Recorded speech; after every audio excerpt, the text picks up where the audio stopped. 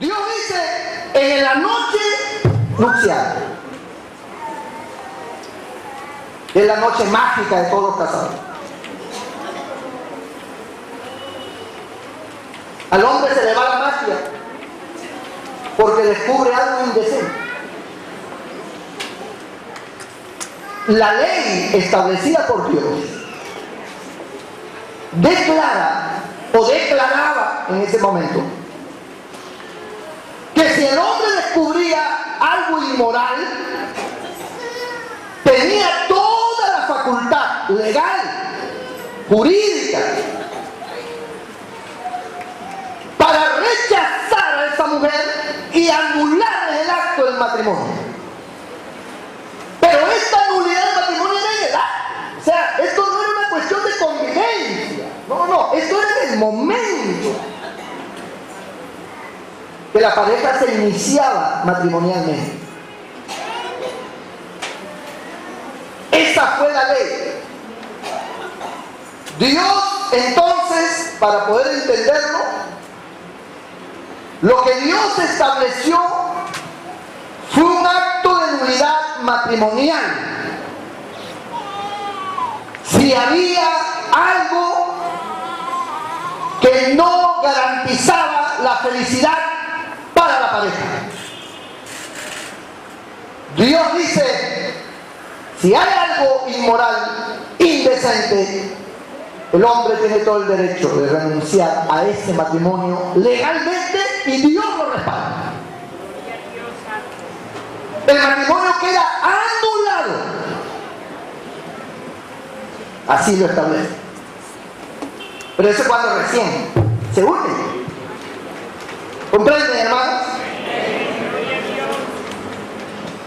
¿Qué pasó? ¿Qué pasó después? Lo que pasó después son circunstancias que ya vamos a llegar también. Estamos primero en la ley. La ley estableció un acto de nulidad matrimonial. Eso estableció la ley. Y por lo tanto, bajo ese principio hay que entenderlo. Bajo ese principio. No miremos el divorcio como se ve normalmente. Porque uno dice divorcio, sí, pues cuando hay incompatibilidad de caracteres, entonces él se separa y también se divorcia por la ley, ya. Eso existe. Y también existe en la Biblia. Ese tipo de divorcio existe en la Biblia. Pero ese tipo de divorcio solamente puede ser aceptado bajo ciertas condiciones que ya voy a explicar. Oh, lo estoy dejando para leer. Pero el principio básico de Dios, la proyección divina por el cual Dios da la ley, es que si había algo que ofendiera al matrimonio moralmente, se tenía que anular. El hombre estaba en el derecho de anular el matrimonio. Y así se planteó. Ahora, ¿cuál es el error de los pastores y de los teólogos que enseñan eso? ¿En dónde radica el error? El error radica en que ellos utilizan este capítulo 24, verso 1, para unirlo con las palabras de Jesús que dicen salvo por causa de fornicación. Dice, ya ven, Jesús dijo salvo por causa de fornicación, y aquí está bien claro que es por alguna cosa indecente, así que es lo mismo. Pero cuando nosotros analizamos las escrituras no es así. ¿Por qué no es así? Si vamos al capítulo 22 de Deuteronomio, veamos el capítulo 22 de Deuteronomio, que está más atrás. Aquí con este capítulo vamos a desbaratar esa posición y ese criterio de que por causa de fornicación, lo vamos a desbaratar ese concepto de que el capítulo 24 que habla de alguna cosa indecente es igual a lo que Jesús dijo. Vamos a descubrir que no lo es. En el versículo 13 en adelante dice, cuando alguno después de haberse llegado a ella, la aborreciera, es decir, después que ha tenido relaciones sexuales con ella, la aborrece, no le gustó a esa mujer. Y entonces para justificar su aborrecimiento, su rechazo, le atribuye faltas que den que hablar. Y dijere, a esta mujer tomé y me llegué a ella y no la hallé virgen. Tal vez para hacer el acto de nulidad matrimonial. ¿Qué hacen los padres? Los padres salen en defensa de la hija. Y entonces dice entonces el padre de la joven y su madre tomarán y sacarán las señales de la virginidad de la doncella, los ancianos de la ciudad, en la puerta. Recuerden que todos estos actos son actos netamente legales, de orden legal. Esto no es cuestión que a mí se me ocurrió, esto está dentro de los principios legales en el Antiguo Testamento. Eran normas establecidas que, aunque no tenían tal vez un concepto jurídico de la manera que hoy existe, que hay un código procesal penal, código civil, no existía de esa forma, pero sí estaba la ley. Y ellos seguían y se ceñían a la ley. Y la ley era que ante cualquier problema se reunieran ante los ancianos para que actuaran como jueces ante cualquier situación. Ellos le presentan las sábanas blancas manchadas de sangre como prueba de que la mujer sí era virgen y que al tener relación con él había perdido su virginidad. ¿Qué hacían los ancianos? Los ancianos le obligaban al hombre a pagar una cantidad fuerte de dinero y a quedarse con la mujer para siempre. No la podía repudiar. Esa era la ley. Ahora, se da otro ejemplo, que es el ejemplo que quiero ver. Dice en el verso 20: mas si resultare ser verdad que no se halló virginidad en la joven, pues cierto, no era virgen, entonces la sacarán a la puerta de la casa de su padre y la apedrearán los hombres de su ciudad, y morirá por cuanto hizo vileza en Israel, fornicando en casa de su padre. Así quitarás el mal de en medio de ti. Ahora, la pregunta es: si cuando el hombre halló algo indecente, que se entiende que era un hecho de fornicación, ¿por qué en el capítulo 24, escuchen,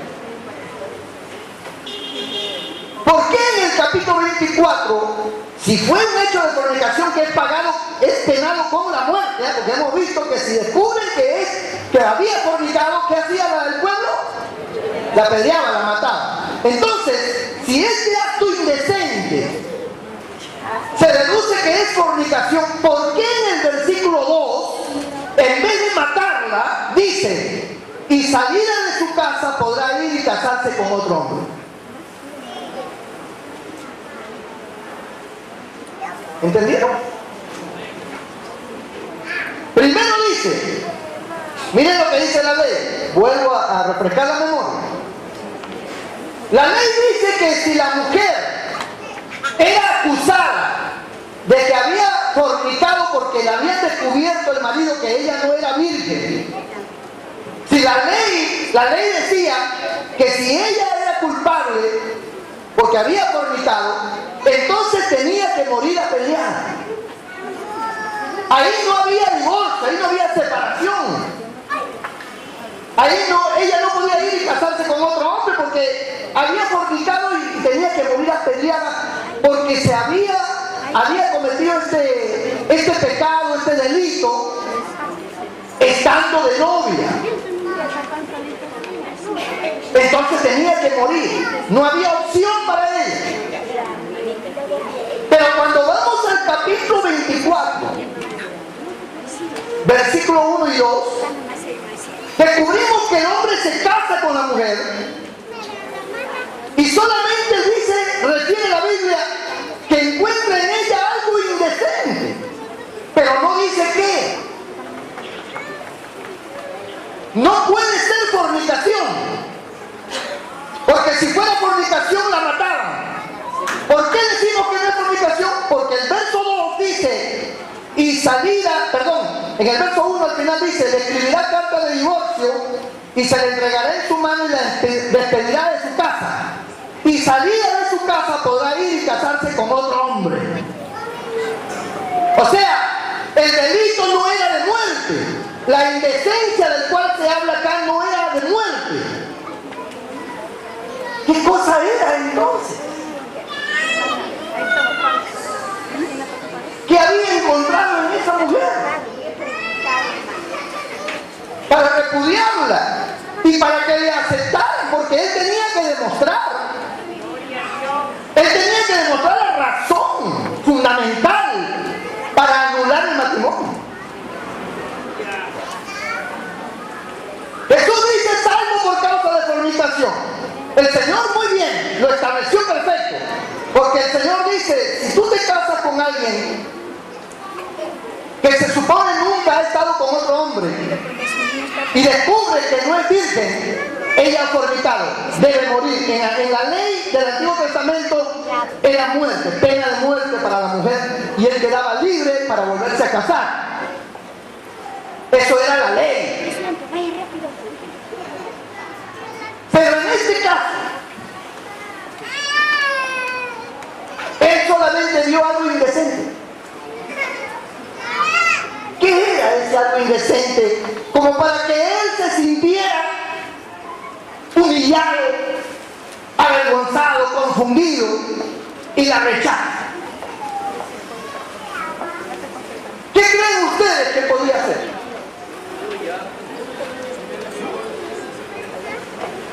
Yo tengo algunas ideas, pero el hecho que yo tenga unas ideas no quiere decir que sea así. Pero tengo que tener alguna idea porque no me puedo quedar tampoco en el aire.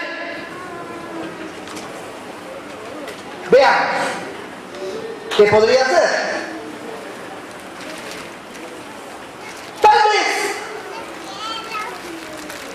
en el momento de la pasión sexual, la mujer podía cometer excesos, que a lo mejor el hombre se escandalizaba. Porque hay una gran verdad, hermanos,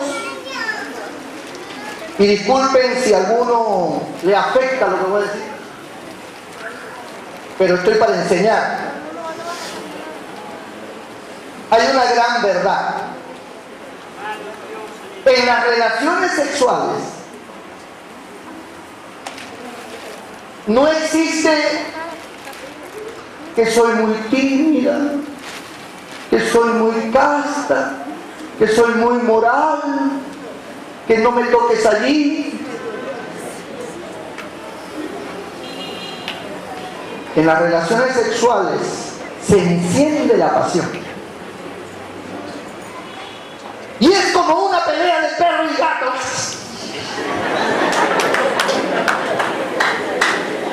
Mordida, carallazo. Una pelea tremenda, pero una pelea buena.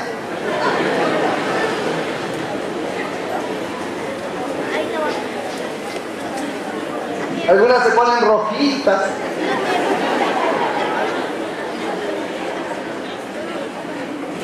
Cuando llega a su casa dice, mujer, yo tengo una bronca contigo hoy día. Tiene una pelea como la que el pastor le dice.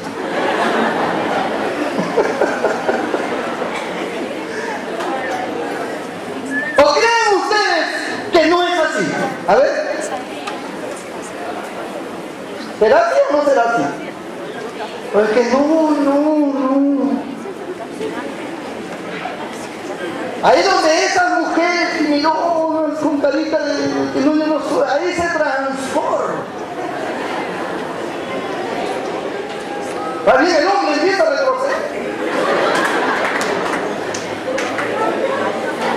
Yo no sabía que tú eras así.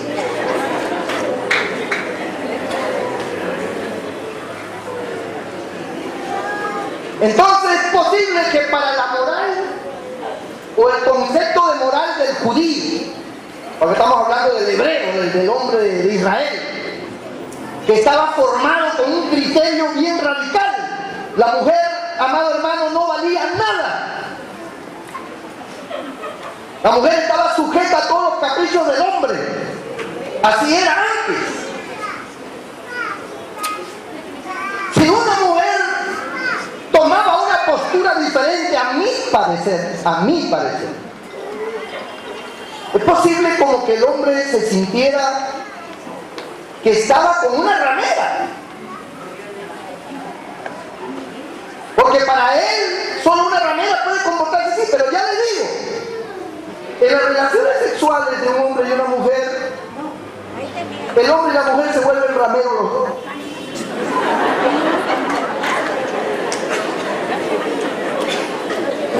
¿O no es así? Déjese de cuentos. No venga con tonterías que no, pastor, no es así. ¿Qué cosa?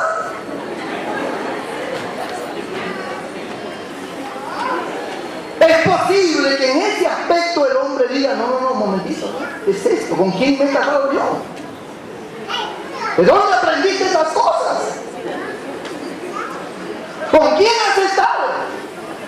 ¿Quién te enseñó eso? Es posible que para él haya sido indecente las reacciones de él. Otro aspecto que me puede dar a mí una idea es que hayan tenido relaciones contra naturaleza, que estaba tajantemente prohibido por la ley, y es posible que la mujer lo haya hecho sin que él se dé cuenta, vaya. Y él descubre eso y lo ve como un hecho inmoral contra la ley. ¿Saben lo que es contra la naturaleza, verdad? Con relaciones con el rey, que la ley lo condenaba siempre.